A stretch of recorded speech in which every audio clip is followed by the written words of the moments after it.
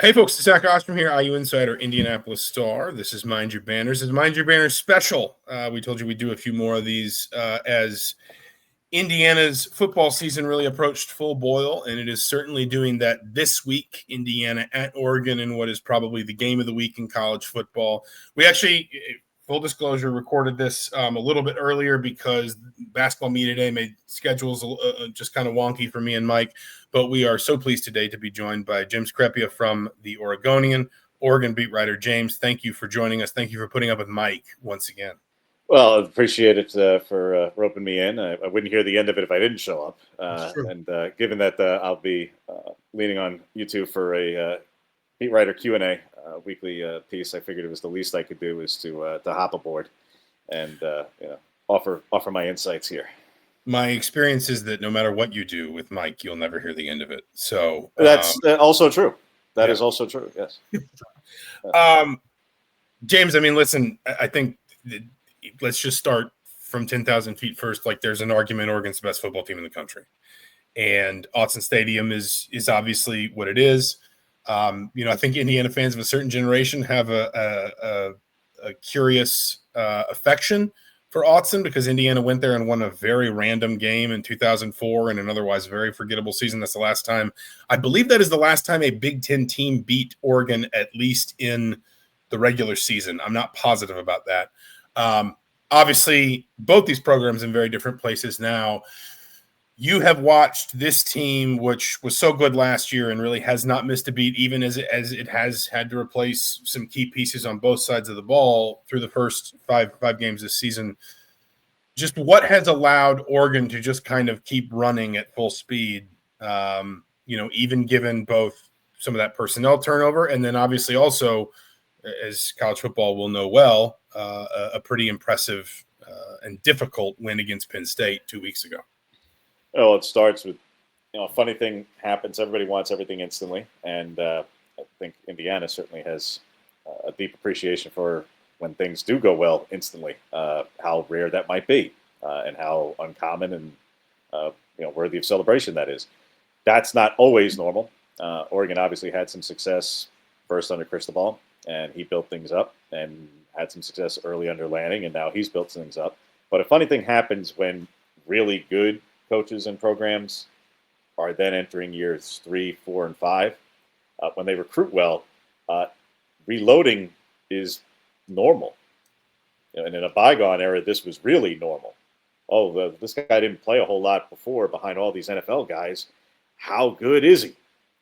And you find out that former 4 or 5-star player who developed for a year or two, it wasn't just people saying or expecting linear improvement and development because, they play on the video game and that's the way it's supposed to be. No, turns out when you have good coaches and recruit well, that after a few years of doing that and stacking classes accordingly, that those guys are ready. And that's really where it starts. Yeah, do they also require some prominent transfers as well? Yes. As many as past years? No. So bottom line, they acquired some really good players, no doubt, and guys who are playing some pretty significant roles. But that is not the core of why a team who lost 10 players to the NFL draft and others who were undrafted and lost 9 defensive starters and basically the same on offense, obviously replacing a Heisman finalist in Gabriel and so many other players off of last year's team, is right back in the thick of things in the Big Ten race, despite not being not just the preseason favorite, not even the preseason number 2 in the league, widely 3rd in the league. Because, there were all these questions. Well, again, for those who are here every day or those who've been paying attention, on a deeper level, there was a greater degree of confidence, I'd say, that reloading was something that was going to be occurring here. And look, there's a well-founded reason for skepticism about that because, call it what it is, historically speaking, prior to Lanning, prior to Cristobal, when Oregon got to the biggest stage, it didn't reload particularly well. It hadn't shown it before. So I understand why there's skepticism about it, even though it made it to national title games a couple times in the prior 10, 15 years.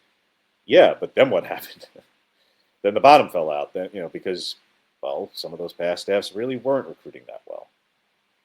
they caught at times lightning in a bottle scenarios, or they recruited well in select spots and then had some really excellent players in select spots.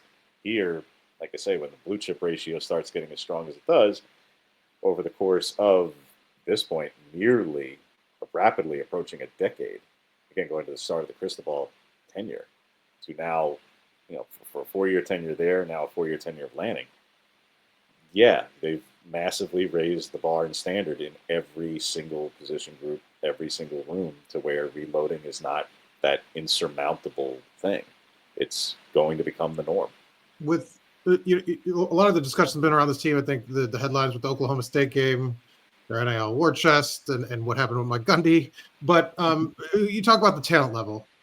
Is it different than the last couple of years of Lanning? I mean, because he's kind of raised it, and you said a lot of the homegrown talent, young kids, but they're recruiting from such a high end of pool. They get the top transfers. Talent-wise, is this Oregon team, even though they don't have the veteran quarterback, a step above what you've seen the last couple of years? Just comparable? Like, is this a step above from what you've seen with the success they've had under Lanning? It depends a little bit on position, but holistically, broadly, 85-man roster, top to bottom, the variance has narrowed. So the whole idea that he kind of preached, to the point that it's literally on T-shirts around here, strength in numbers is one of the messages this season. Now, it was really easy to practice what you preach in the non-conference when they literally trotted out every healthy player, every healthy scholarship player in each of the first 3 games. Or 3 of the first 4 games. When you have 7 scholarship running backs and you play all of them in the first 2 and then 6 of the 7 in the next 2 because one was hurt. Strength in numbers. The variance is narrower than it's been even last year. Is there as much at the highest end? I'm not willing to say no yet. And they did have a couple of first-round picks last year. So is it absolute? I don't know yet. I'm not a professional talent evaluator. So could a Mateo Uyunglele or a Dante Moore, or certainly a Decory Moore eventually, not this spring. He's still got a couple of years to go before getting to that level. Or a Kenyon Sadiq in particular. Could they all be first-round picks, let alone other guys who I'm not just glossing past, but mentioning the most prominent and obvious? Certainly. They could have at least 2 first-round picks. They may have more off of this roster. But I think last year was a little bit more obvious, particularly as even by the midpoint of the season, that Derek Harmon was going to be really, really impactful, and that Josh Connolly Jr. was putting himself in that conversation also at this point, midpoint of the season last year. Certainly could be. But by position group, are there still some weaknesses or a little bit less depth? Yeah. Specifically at receiver, yes. They've been dinged up, several prominent injuries, obviously Evan Stewart in the offseason. So is the receiver room specifically, if you compare that to a year ago. Well, I mean, Tez Johnson did get drafted. 7th round, but it was mainly his size. Trayshawn Holden, undrafted, but makes it through the Cowboys. Do they have, at the premier level, outside of Decory Moore, who, again, still talking about a true freshman, a couple of years to project ahead in terms of what he could be at the NFL level, he could be that kind of a talent.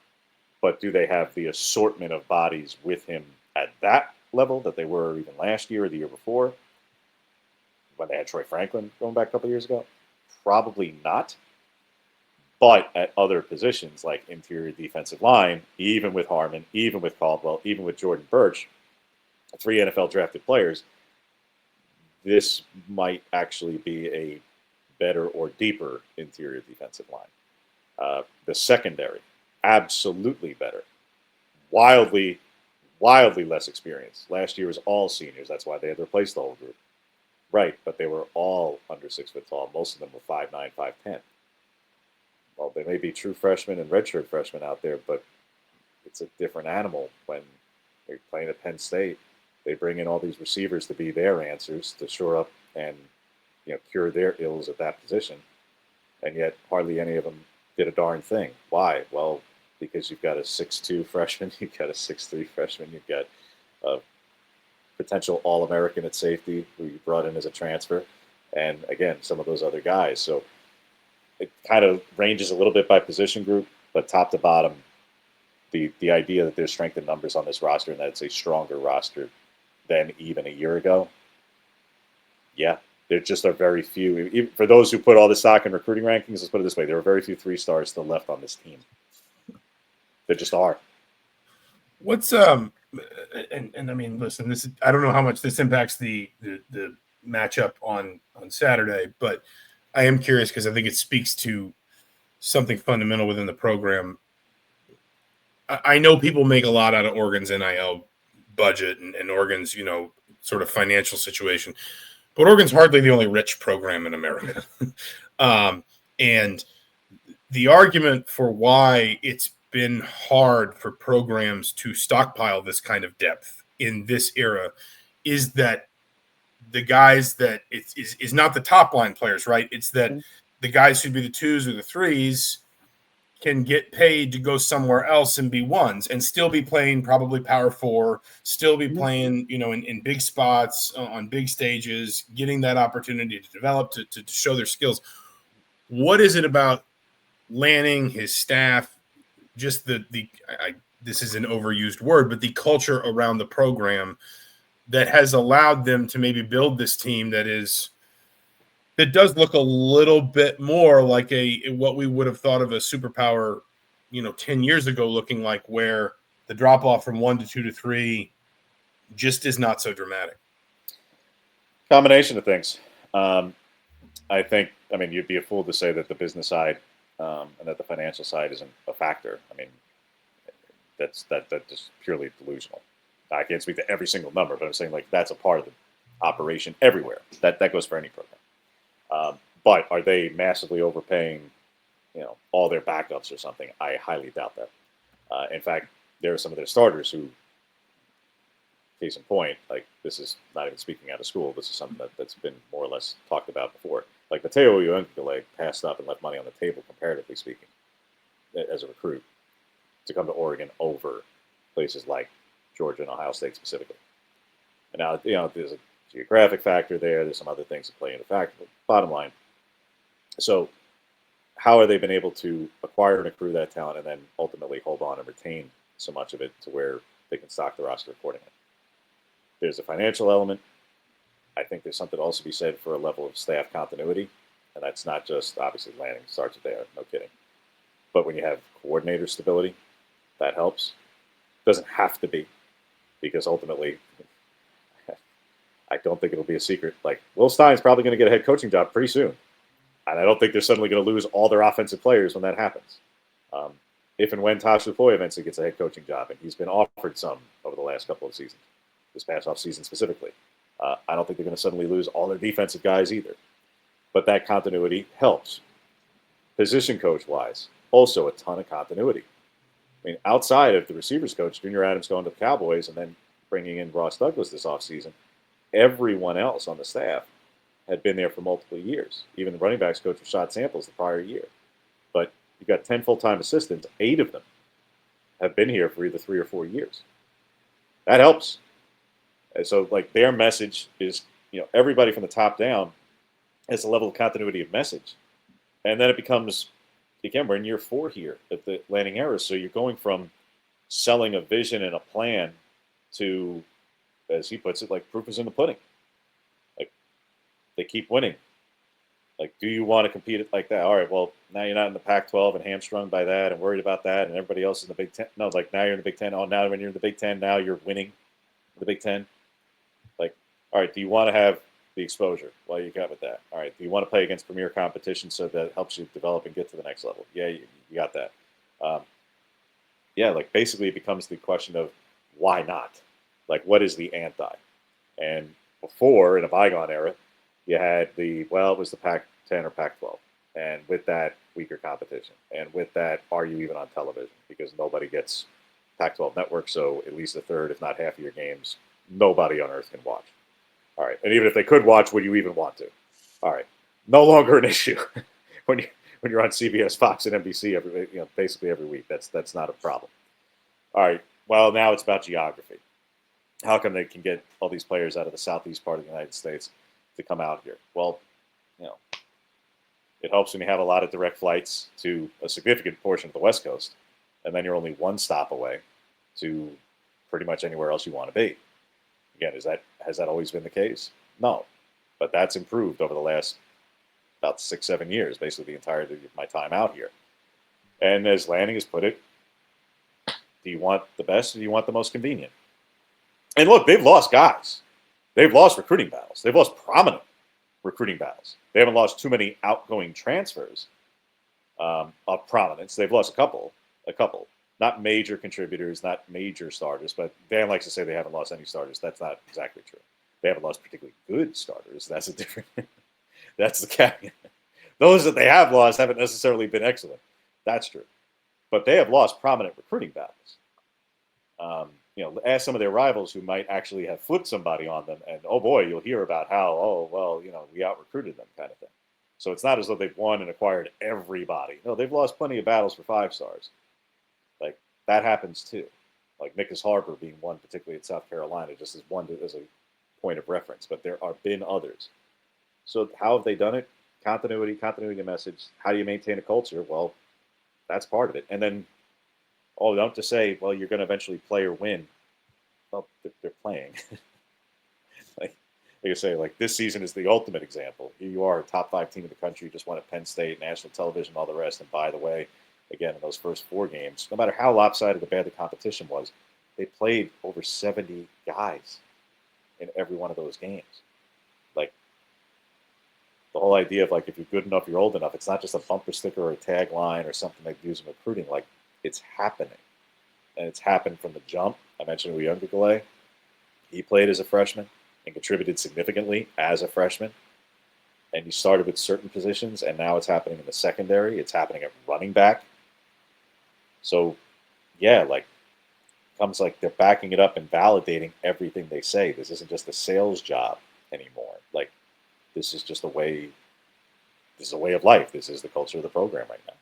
Before we kind of get to the Indiana of it all, you mentioned the Penn State game, 30-24 win at Penn State, whiteout. I think a lot of the coverage coming out of the game was, the James Franklin, continued narrative. But from the Oregon perspective, what did you see, from that to win on the road? I mean, that was their big one, really. I mean, this and Indiana, and their schedule opens up pretty nicely. But before we get to the Hoosiers, what did you see in that game? What was kind of the key, and what was your main kind of takeaway from them getting that, kind of stealing it, and they allow the comeback, but getting it in overtime?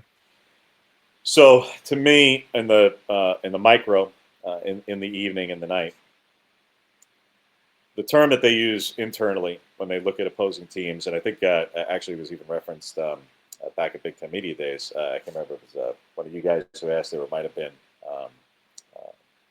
Nate with Purdue asking. I think it was, because it's about the end, I believe. But bottom line, the term they use internally when they look at the opposing team, opposing players, they talk about snakes. And you got to prepare for, who are the snakes on the other team. And this is an endearing term. This is who are the threats. If you enter that game and say, who are Penn State's snakes, particularly on offense? Well, obviously the 2 running backs. And after all, they did bring in these 3 receivers. So, however you may feel about each and every one of them. And no kidding, always the quarterback, that's a given. All right.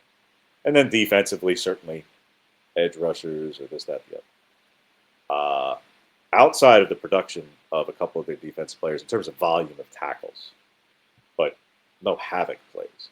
No, 1 TFL allowed the whole night and no sacks allowed. All right.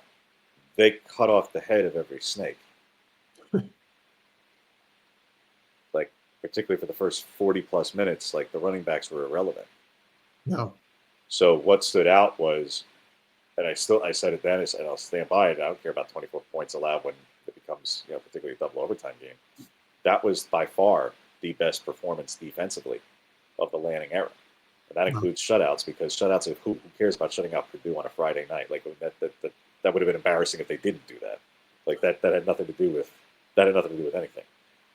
When you go on the road and hold a team that had, again, now getting into the broader picture, all offseason, preseason favorite to win the league. I'm not saying right, wrong, or otherwise. Preseason favorite to win the league. Returning quarterback who, for those who fancy themselves as such in the town evaluation circles, bona fide first-round pick. for those who believe it. The top running back duo in the league, if not the country. And the number one weakness got shored up with all the receivers. And yeah, you lose Tyler Warren, but you also return some really talented tight ends. Oh, and by the way, like 4 of the 5 starters in the O-line. So this was supposed to be the most vaunted juggernaut offense in the league, if not the country. And don't worry about the first 3 games. They were hiding everything deliberately. Everything was going according to plan. They were going to unveil this shock and awe attack that was going to just wreak havoc. Everything was laid out with preparation for this marquee matchup to declare to the world, this is Penn State 25. They are serious. They're going to be the contender that this is. And defensively, obviously, for all they lost, starting with Carter, but other guys, still had a lot of really disruptive players. And Dennis Sutton is one of those guys, certainly, and Alexander, the linebacker, no doubt. Again, none of them were of relevance. And Oregon in the offseason, it was all the questions, all the doubts. Can they reload? How do you replace all these guys? Et cetera, et cetera, et cetera. One side had all the answers. One side had all the questions. By the end of Saturday night, one side had all the answers, and one side had a lot of questions. And it was no longer the same. And that was the takeaway to me of in the game itself. If you go into say, what was the game plan? What are the top 3 points? Who do you got to take away? They took away all of them or prevented all of them from making any kind of impact on the other side. And then in the broader picture, we spent 6, 8, 9 months talking about one side being the juggernaut with all the answers, and now they're scrambling and grasping for straws in every which kind of direction. And on the other side, we had every level of doubt and skepticism, and now we're ready to declare that they're the best team in America or in the running for that. And that obviously that script got completely flipped. And it, albeit a highly entertaining double overtime game, that Penn State did have it, a lead in overtime, right, and had it 4th and ball game, But that's the razor that you walk on at times, and that's the other element of it. I wanted to ask about, and a lot of people in the aftermath of that game, I think, are justifiably talking about Dante Moore. It's just generally been like a fascinating year, right? At quarterback, we came into the season, we were talking about all these quarterbacks that frankly have not looked great. And they've just been replaced by quarterbacks that maybe were on the radar to a certain extent. It's not like people didn't know who Dante Moore was, for example. And I think Indiana brings one of these players in Fernando Mendoza, a player that was getting some NFL draft buzz, but neither one of those players was probably in the preseason Heisman conversation at the expense of Cade Klubnik, Drew Aller, Arch Manning, et cetera. Now this is going to be billed, and only time will tell whether it is at the end of the season, but this is going to be billed as a matchup of Heisman contenders. I think the Illinois game, and probably even to a certain extent the Iowa game, were validating for Fernando Mendoza. I'm curious for your perspective on what you thought Penn State meant for Dante Moore. I think a lot of people are maybe recalibrating some of how you handle a transfer quarterback, because Oregon does bring him in, give him a year. He gets that time to settle in, and it's not like he only started looking good against Penn State, but there is a difference between, beating Oklahoma State at home and beating Penn State on the road in a whiteout on Saturday night. Just what do you think that game does for him? Not necessarily his perception, but just literally what it does for him as a player, as a quarterback. Yeah, I mean, the first wind the clock back even further. Dante Moore was a 5-star quarterback. Now, there were plenty in that class and other classes who have flamed out and really flamed out badly and missed. So just because they were doesn't mean that they're going to live up to it.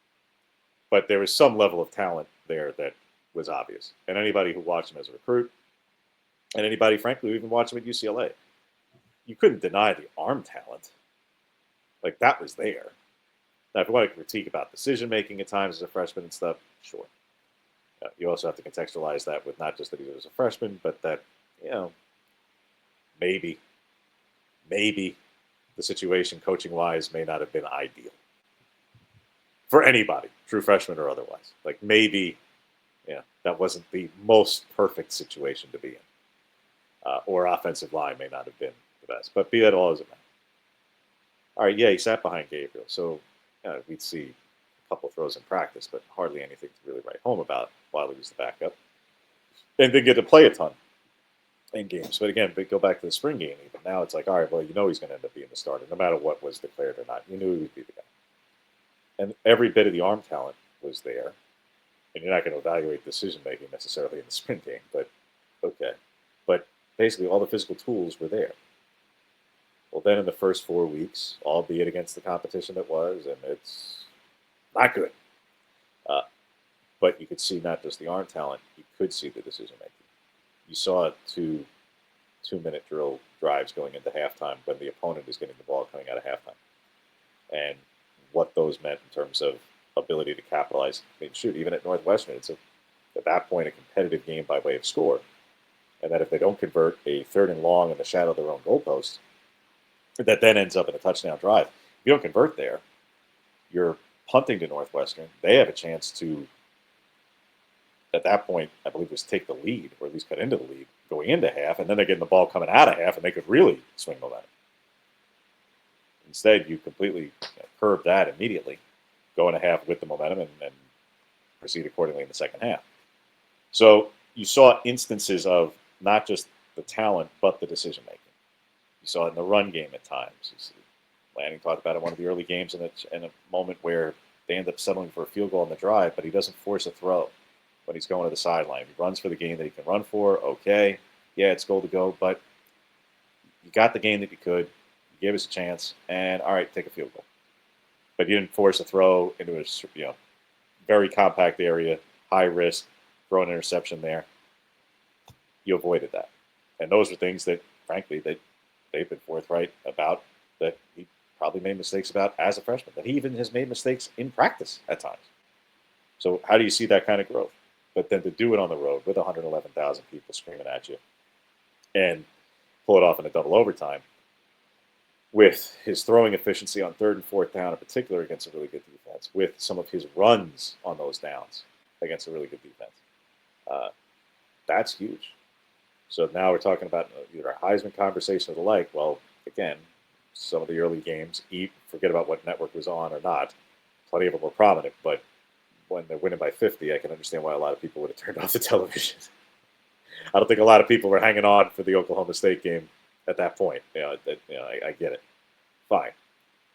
But when you do win in a highly competitive game and 8 million people are watching, that brings a certain level of attention from the outside, certainly. Inside, every one of these things that becomes another example for Dante to reference himself, Dante to reference with Will Stein, Dante to reference with Dan Lanning. The further into the season it goes about, here's what I did, here's what you did a week ago, a month ago, 2 months ago. That becomes the next reference point, as opposed to here's what you did 2 years ago and here's why you're not doing it anymore. And everything becomes more of a validation of here's who you are today, and no longer in the context of versus 2 years ago. Now it's about the development and the progress of now. And so far we have been talking about versus 2 years ago because, well, that's the first start since. And, well, it's Oregon State and you didn't play well against them while you were at UCLA, and that meant something to you even if the game was lopsided. And now it's at Penn State because it's the massive setting that is, after all, and you have that kind of signature win before.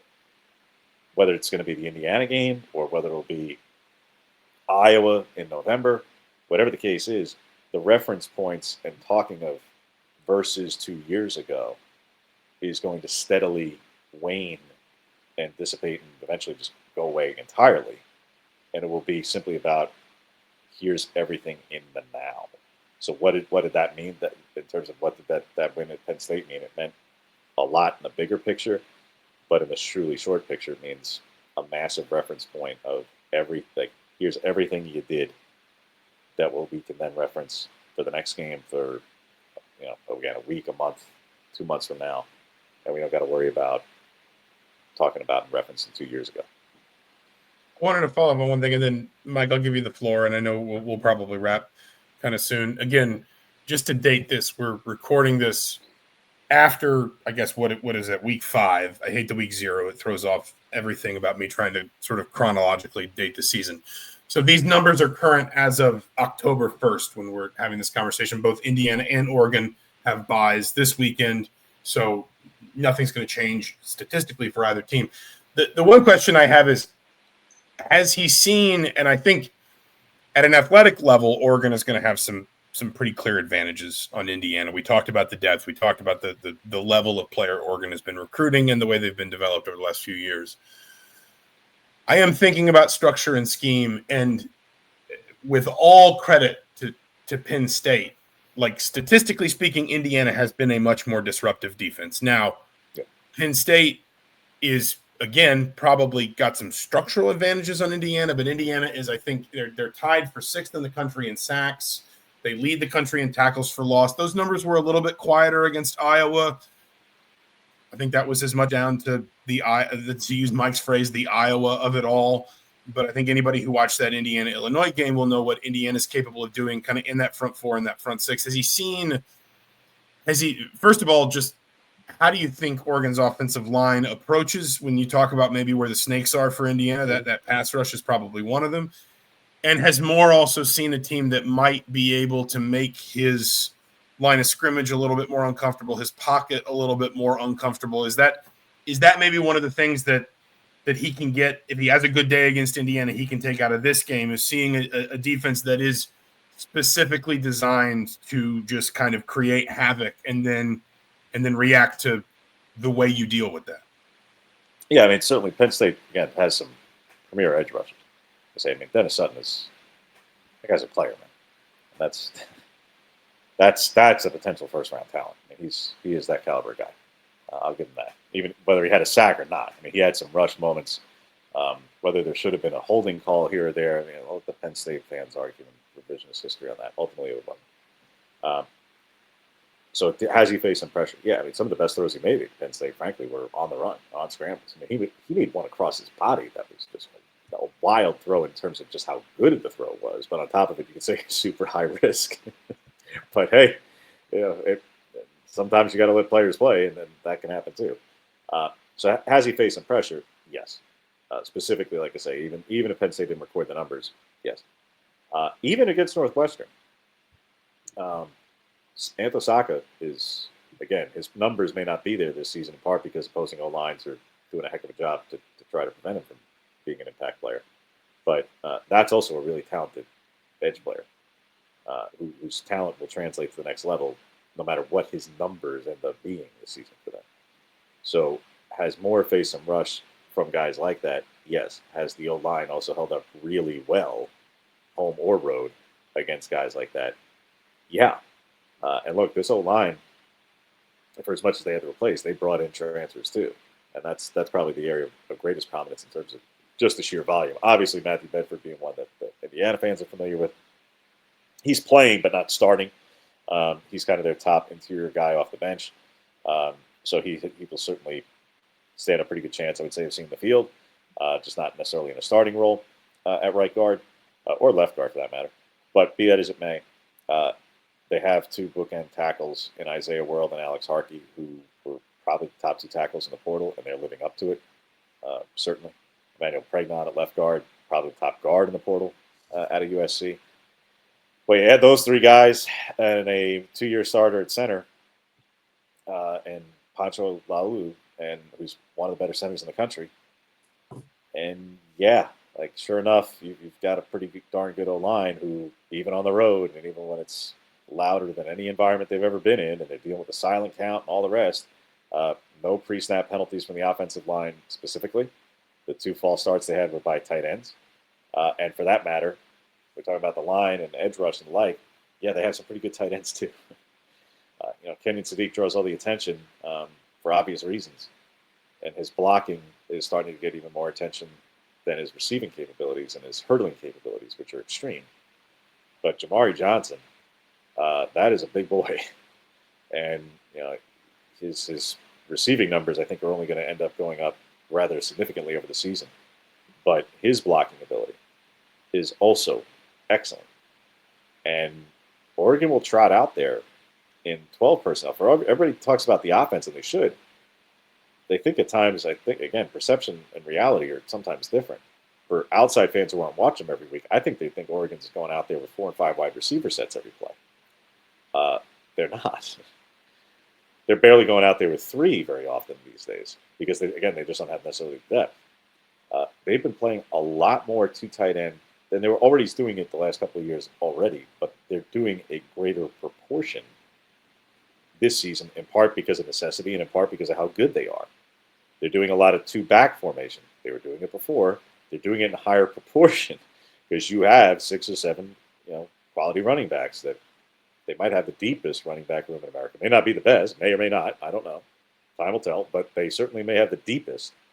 When you have numbers at those positions and a little bit thinner numbers at receiver, that personnel is going to look different. So how do you stop edge rushers? Well, if you have multiple backs on the field, somebody's probably eating one. Or if you have multiple tight ends on the field, somebody's probably eating one. To try to better either chip away, or if it's a running back, like I say, literally just take one to the grill in the backfield if that's what it takes. That's how they try to curb it. It's not just the O-line, but if it has to just be the O-line, they feel awfully good about that. But to your point, Zach, look, this is obviously an Indiana defense that has certainly created a high degree of havoc. No matter who they've played or not played, they are certainly capable of it. I don't know yet if any one Indiana defender will be more highly drafted than a Sutton. Probably not. No. Probably not, but that's, again, whether the talent translates to the next much level. More like it's much more, I think, scheme and structure. Not that Indiana doesn't have good players. I'm not saying that, but it is more. I think if you look at like Brian Haynes' time at JMU and then his time at IU, it is kind of this idea that what he does, the way he sets them up, and the adjustments he makes in game are what create that. Yeah, and look, Penn State, from both talent and the fact that Jim Knowles is calling the plays. I mean, call it what it is. That Oregon still only scored 17 points in regulation. Like, that was a competitive. It was a double overtime game, but like, again, take some of the scores out of overtime before it kind of has to be. Like, there was still 17 points in regulation. Like, that was a hard fought football game. Like, yeah, Penn State defense, for as much as Oregon and as effective as they were, and as much as they converted on 4th down and the rest, yes, they also had to convert and push for it on 4th down as many times as they did because they weren't converting enough on 3rd down. That also happened. And again, even though they didn't allow any sacks and only 1 TFL, Moore still did face some pressure at times, did get flushed out of the pocket at times. Like, those things did occur. So, yeah, how does that translate, what they just faced, translate to the next test that will, to your point, not just be the biggest test, not thinking about since, obviously it's the following game. The next biggest test because relative to the non-conference schedule or Northwestern. And for that matter, potentially the rest of the regular season, at least from a defensive standpoint, in an opponent. I'd say potentially. And I don't want to get too far ahead of skis in terms of exactly how good or not an Iowa defense might be, because they have an awfully good DC too, in Parker. Exactly what talent-wise SC may have over there defense by the time they get to it, especially. But this could certainly be, it will definitely be the second biggest test, if not potentially the biggest test Oregon has faced from a defensive standpoint at this point in the season. It could also live up to that through 12 games of the regular season. Well, this might be a good place to kind of wrap up. Indiana's been kind of chipping away at, obviously, the skepticism people had all throughout last year and even to start this year, because their non-conference schedules have stunk both years. But these last 2 wins have sort of chipped away at that. I know you've been a little skeptical, kind of as you've watched from afar, about what Indiana is capable of. I'm just curious, is your opinion slightly changed of Indiana? And then kind of piggybacking off of that, what is the perception of this game from Oregon's side? I mean, you guys are, the Penn State, the Ducks coming off that win. They get the bye week in between. But then this sets up, you talk about that schedule, Iowa, USC, probably the kind of the toughest, maybe Washington challenges, but it sets up well. Like, is this sort of worried about Dan Lanning, worried about a letdown, or is this going to be sort of taking an opponent? This is a legitimate top 10 challenge. And do you think the Ducks perceive it as that? So speaking from my own perception of things, I think most certainly that, the absolute thrashing that was with Illinois was the declarative statement game and win of Yeah. this committee era so far. I mean, because for everything else before, look, skepticism was warranted. Call it what it is. The skepticism of Oregon going into the Penn State game, and again, rightfully so, because who cares that you pulverize a strength of schedule that was like 117th in the country or something. Right. Like being wildly better than an FCS team that may or may not be good at its level, an Oklahoma State team who already fired its coach, a Northwestern team who's almost undoubtedly going to finish last place in the league, and an Oregon State team that is UCLA might have a word about that. And I was going to say, we'll see. Again, they had quite the throwdown, obviously. But like pulverizing those kinds of teams, like who cared? Like you're supposed to do that. After all, you were a preseason top 10. Like if you didn't do that, that would be the problem. Indiana doing it against particularly last season's schedule. Okay, but warranted some questions. All right, a playoff showing that was certainly solid. Validated, I think, certainly nationally to a degree. Like, all right, this team wasn't just purely smoke and mirrors. Backing it up, like we were talking about earlier, been reloading for Oregon's purposes, significantly now backing it up with a different quarterback, and then doing it in such an emphatic fashion against an Illinois team that got a lot of love in the preseason, and I think rightfully so. Yeah, But was returning the players that it was, and a coach who, certainly brings a certain thing when we talk about culture by way of toughness and the like, and then you just absolutely blast them in every direction. Yeah, that changes perceptions, I think. Forget about not just for myself, I think for everybody, about exactly how good things could be. Now, for how this game is viewed and the like, it'll certainly build up incrementally as we get closer and closer, no doubt. But call it what it is. This isn't just a top 10 matchup because of where things stand on paper and everything in the moment. This is undoubtedly the biggest test still remaining on Oregon's schedule, and the biggest home game in that sense. From a competitive standpoint, SC will always be because of history and geography and recruiting battles and that kind of stuff. But be it all as it may, call it what it is. For Oregon's purposes, you win this game, you can pretty much pencil yourself into the playoff. And for that matter, I think you can pencil yourself into Indianapolis because you're going to have the tie break over the two teams who are also vying for a spot. Yeah. Along with, like I'm putting Ohio State in a different category. Right. Like until they lose, you don't play them, so you don't have an opportunity to You're running parallel. win or lose that argument.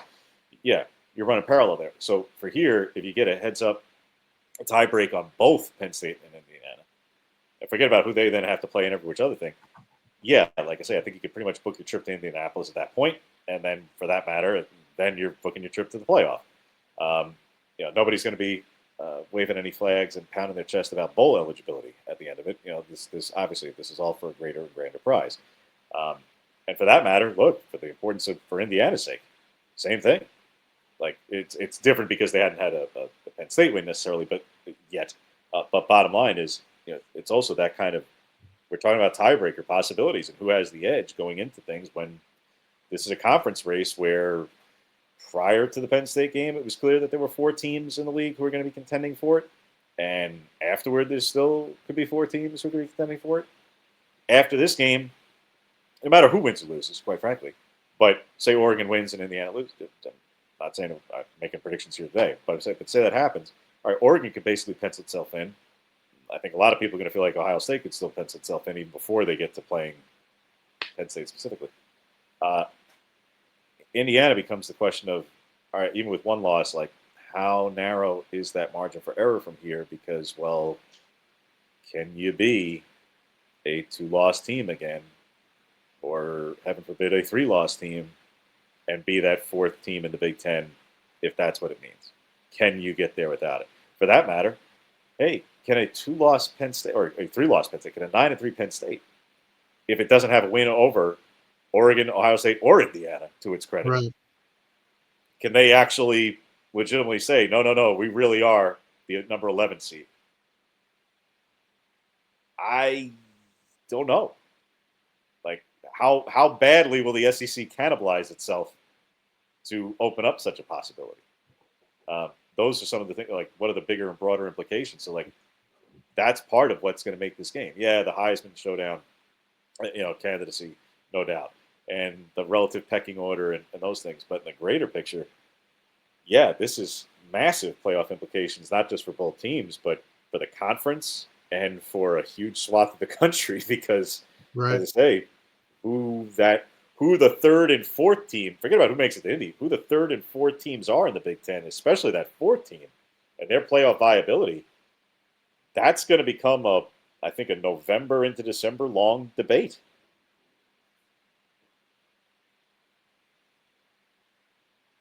Reaching for the mute button. Sorry. That's a good way to end, I think. We sign off that way. Mike, any other business from you, Mike? No, just appreciative of James coming on, and people can check out his work at OregonLive.com. He's one of the absolute top beat writers in the country, and you should all give him a follow and follow his work. Just great stuff. Well, I do appreciate that, and thanks for having me on, guys. And again, always good crossing paths with you in person and virtually. And we'll look forward to welcoming you to town and the like for what will be, I'm sure, obviously not just a national television audience, but what should be a pretty electric atmosphere at Autzen. Even if it is a midday game, they actually prefer that out here in these parts. They don't love the 7 and 8 o'clock Pacific time games, and I'm sure for your audience, they also may not. They very much appreciated the CBS telecast element of things.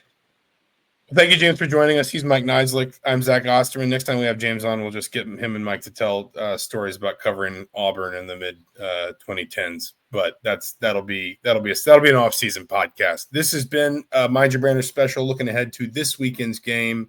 Indiana at Oregon, 3:30 p.m. Eastern. CBS, one of the biggest games on the Big Ten calendar, at least as things stand this season. Mike and I will also preview that game, and Mike will be out in Eugene for post-game. But until then, for the Indianapolis Star, the Bloomington Herald Times, this has been Mind Your Banners. Thank you so much for listening. We'll talk to you soon.